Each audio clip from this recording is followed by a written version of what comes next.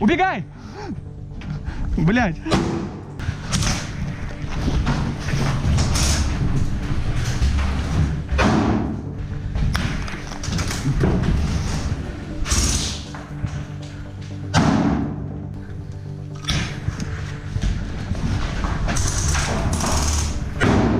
Всем привет, с вами Евгеньевич, вы на канале Red Army Airsoft, и как некоторые уже догадались, сегодня у нас очередное тестирование гранат РГС-4 от StrikeArt. Те из вас, кто давно нас смотрит и следит за выпусками, наверное, уже задаются вопросом, зачем делать еще одно тестирование, если в этом году мы уже тестировали РГС.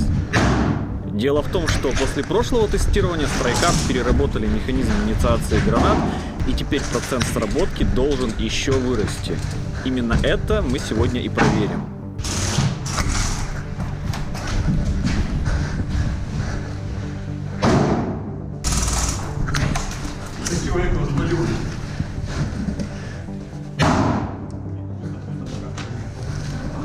Двое ушли. Ну.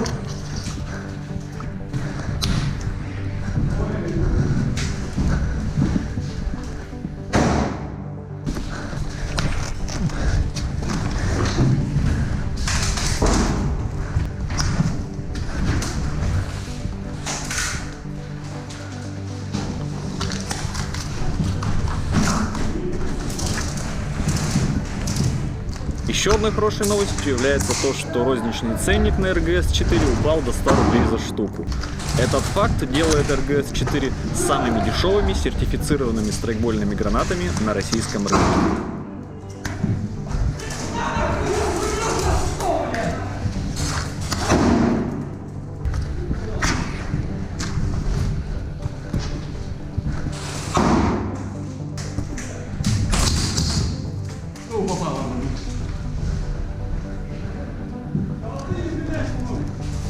Холостыми? Нет, тогда убит я. Тогда ладно, убит. Я сдаюсь. Ушел, умер.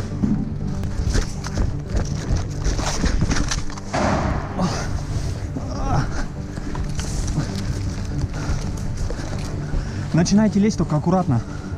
Поняли? Кидай.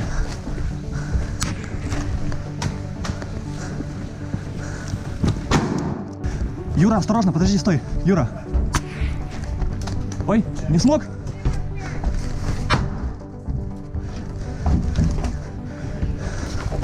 Блять, главное пролезть со всем этим барахлом сюда.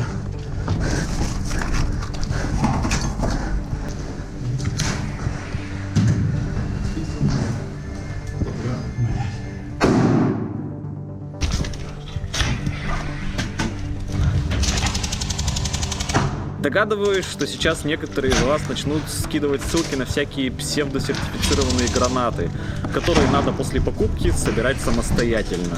Ну, то есть, перед игрой надо брать петарду и вставлять в корпус. Не хочу вас расстраивать, но сертификат у этих гранат только на корпус. И в собранном виде такая граната с юридической точки зрения является СВУ со всеми вытекающими. Например, такие гранаты могут вполне допускать организаторы на крупные игры, чтобы не подставляться перед правоохранительными органами. Например, я слышал, что на следующие сутки на броне такие гранаты не будут допущены. И, к сожалению, недобросовестные производители могут об этом умалчивать и вводить покупателей в заблуждение. Никому не верьте и проверяйте информацию самостоятельно.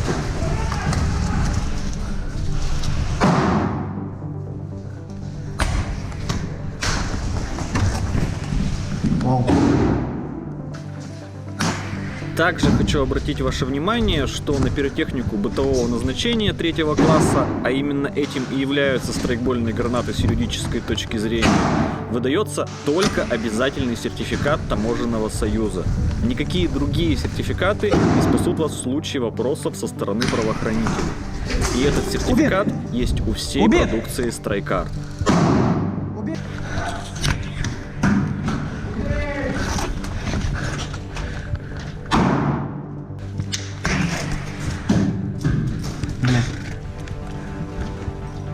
Вернемся к тестированию. Как вы уже поняли, тестируем мы гранаты в условиях реальной страйкбольной игры.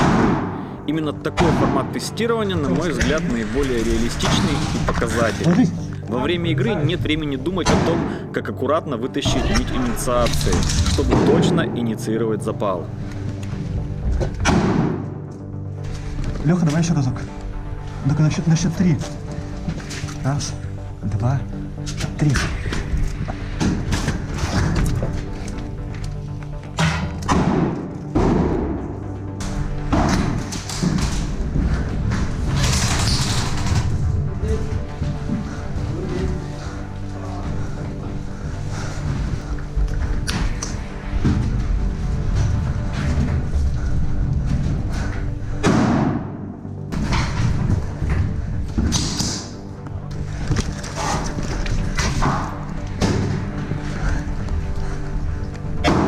Игрок может дернуть нить резко, может под острым углом, может наоборот слишком медленно.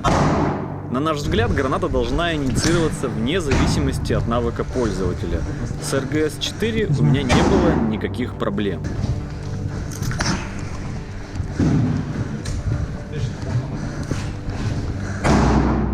Чисто.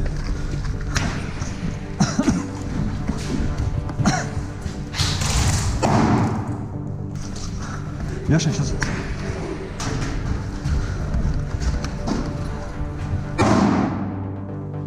А? Да. Кроме того, во время игры граната до взрыва после инициации может неслабо удариться об стену или бетонный пол и развалиться, не успев взорваться. Стоит отдать должное, РГС собраны весьма крепко, и, как вы видите, развалившихся гранат не наблюдается.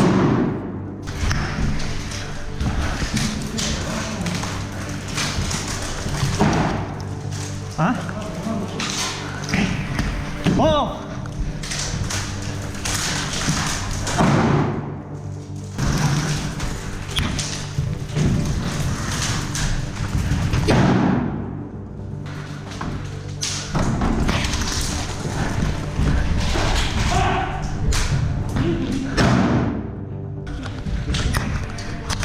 Убит!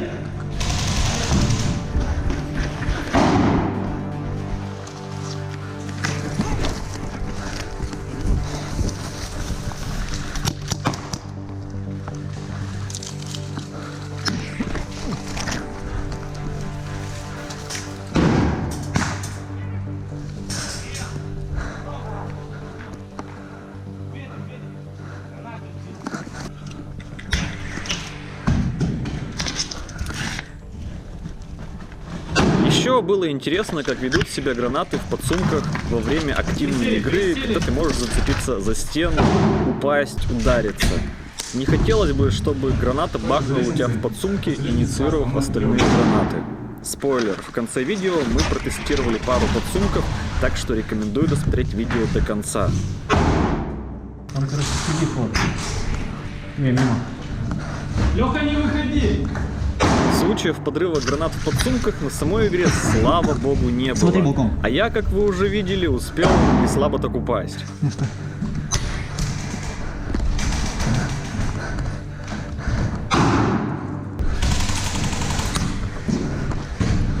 Кстати, на мне сейчас находится одновременно примерно 50 гранат, распиханных по подсумкам, в сухарку, в сброс, в рюкзак и так далее.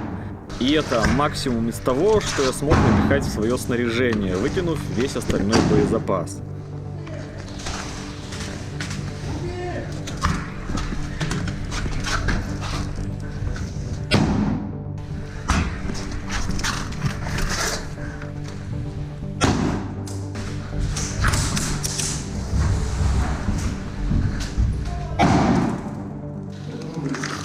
Наличие такого большого количества гранат сильно меняет баланс игры в CQB.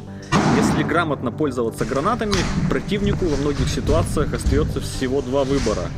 Или умереть от взрыва, или выбежать на автоматную очередь. И несмотря на то, что мою игру за гренадера сильно грамотной не назвать, подавить атаку противника обычно не составляло никакого труда.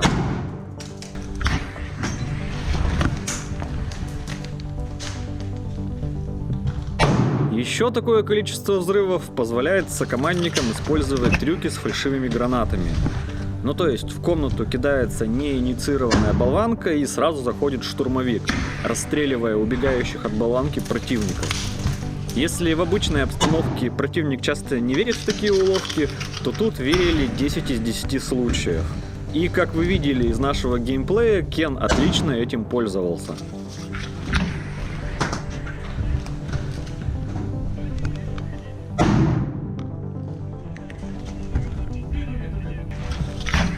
Если честно, я думал, что выкинуть 100 гранат за 3 часа будет несложно, но я серьезно ошибся. Это сделать непросто, и когда я уже думал, что у меня гранаты уже кончились, они нифига еще не кончились. И в итоге за 3-часовую воскресную игру все 100 гранат выкинуть у меня не получилось. Че, в натуре что ли не попал?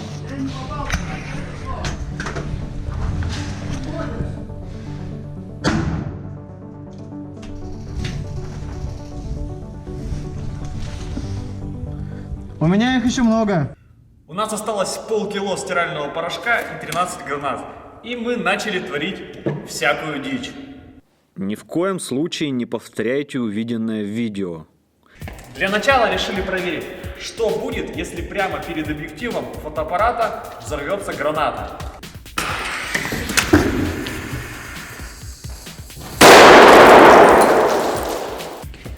Блин, с первого дубля не получилось, второй дубль.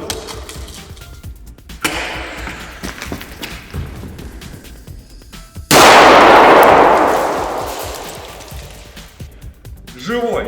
Попробуем взорвать экран.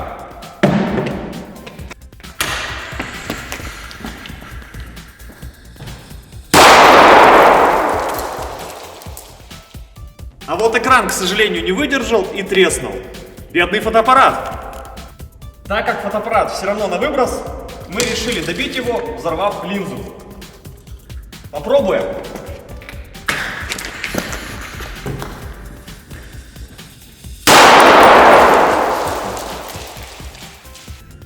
Пластик, конечно, раскрошило, но линза целая.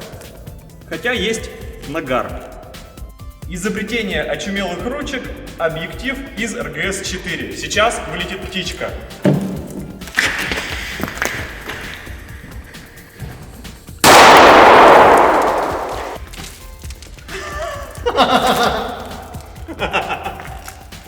Саша, у тебя новая заглушка, да?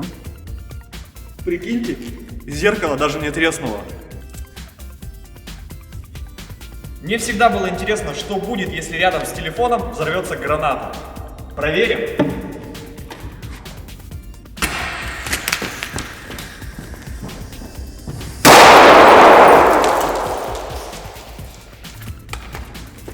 Он целый.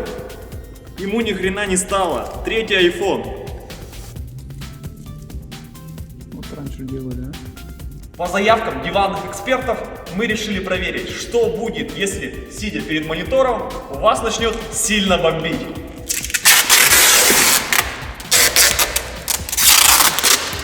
Готовы?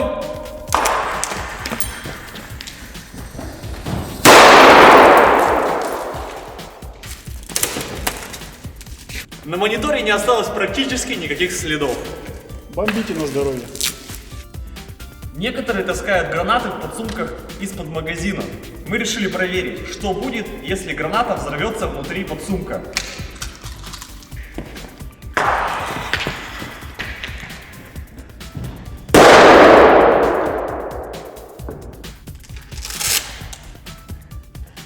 В общем-то, ничего страшного.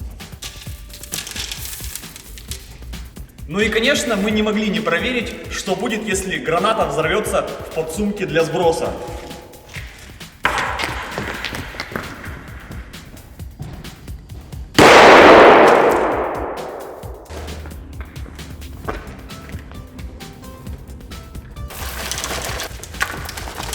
Сброс выдержал. Кто-то в комментариях спрашивал, что будет, если одна граната взорвется в подсумке еще с 2 гранатами. Сейчас проверим.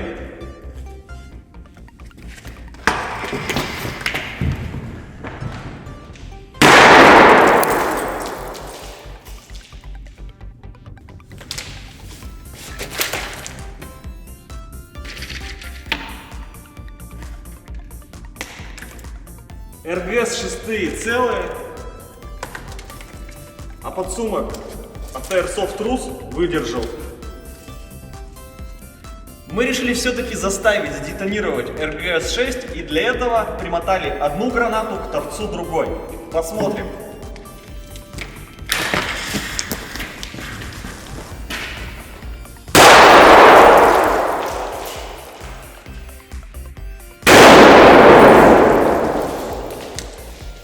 Получилось! Получив новые данные, мы решили все-таки попробовать взорвать подсумок от Airsoft Rus. Для этого мы засунули под углом в гранате РГС-4 две гранаты РГС-6, чтобы они могли сдетонировать. Посмотрим.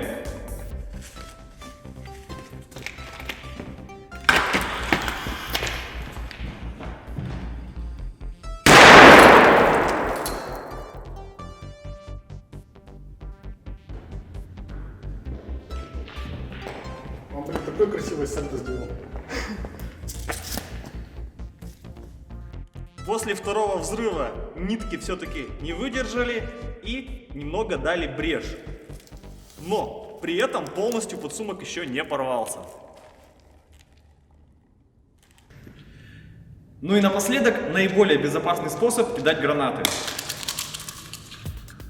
Зацепляем кольцо за палец и кидаем.